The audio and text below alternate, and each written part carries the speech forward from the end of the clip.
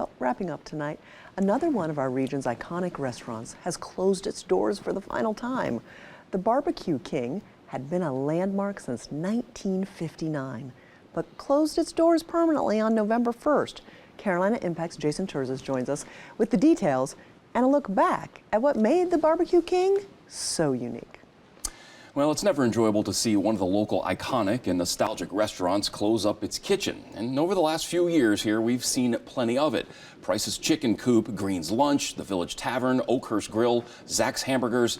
That list, unfortunately, goes on. But this one, it's particularly hard, especially for old-school Charlotteans.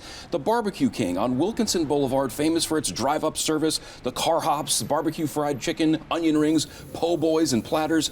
It's been a staple on the west side for 66 years. Wildly popular back in the 60s and 70s with high schoolers, especially after Friday night football games.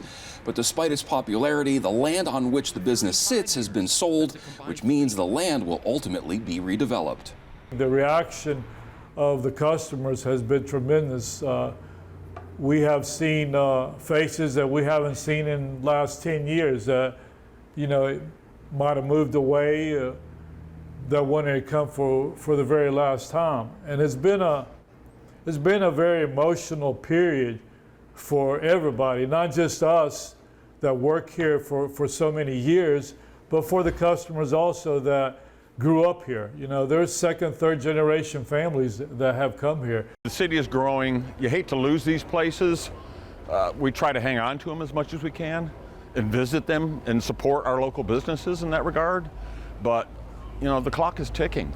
Now, several years ago, we featured Barbecue King as part of our Carolina Cookin' documentary series. Here's a look back at what made the Barbecue King so unique. It opened nearly 60 years ago. It was just a gathering place. Regulars have been coming in for years, decades in fact. I've been coming to Barbecue King 30 plus years. They come for the food, The best barbecue in Charlotte. the friendly service, Service has always been great. and that feeling of yesteryear. We drive over an hour to get here. It's just a nostalgic drive-in, that you don't see a lot of that around here anymore either. No wonder this place has stood the test of time.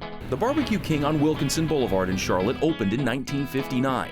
Here they've been dishing up everything from pulled pork to barbecue fried chicken to homemade onion rings and hush puppies. And it's all brought to your car, old school drive-in style. You just don't see those types of things anymore. Back in the 50s and 60s, it's how a lot of places operated. We had Westover Drive-In, we had Town and Country Drive-In down here, and we just cut. You just cruising on Friday and Saturday night. While others have closed up over the years, the Barbecue King has survived, thanks to a few main reasons. First and foremost, the food.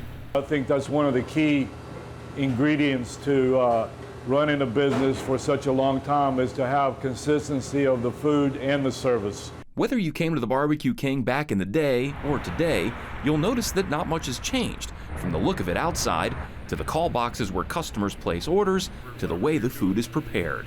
Whether it's a slaw or the onion rings or the tartar sauce or the homemade chili, it's the same recipes that have been here for many, many years from really day one. Everything here is made in-house, with the exception of the French fries. Today's menu looks almost identical to the one first used in 1959.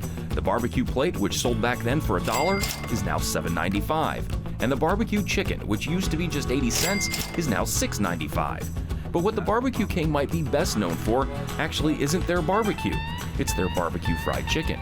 We take fried chicken, southern fried chicken, and we dip it into our original barbecue sauce that we've been making since 1959. The item was so unique and so popular that Guy Fieri featured it on the Food Network's Diners, Drive-Ins, and Dives. People, once they saw the show, people came from everywhere. California, Alaska, they came from Las Vegas, everywhere to try the barbecue fried chicken. While out-of-towners are certainly welcome, it's the regulars who keep this place going. I usually always get the minced barbecue sandwich with onion rings and a sun drop and a hot dog every single time. Well, the po' boys and the barbecue plates is my favorites. They laugh at me here because I only order two things. I either order the quarter fried chicken, white meat, and onion rings, or I order a sliced barbecue sandwich and onion rings. Onion rings a must, and the cherry lemon sun drop. must have. Brothers George and Gus Carapanos and their uncle Steve own, manage, and cook at the Barbecue King, along with help from Steve's wife Maria and George's daughter Amanda. But they might not be the most popular people here. How y'all doing today? That honor goes to the Barbecue King's red jacket-wearing car hops. Thomas Curitan has been serving customers curbside for 40 years. David Anthony, 35 years. That's a combined 3/4 of a century. These guys are just as consistent as the food itself. The car hops they're always good. They're glad to oblige you, anything you need. You get paid every day, you're a curve guy, you get to meet people, the pay is good, the people is good. It's an addiction, it's like it's an adrenaline that you deal with on a daily basis. I like the job, I love the job. Customers, I love them to death. They love me too.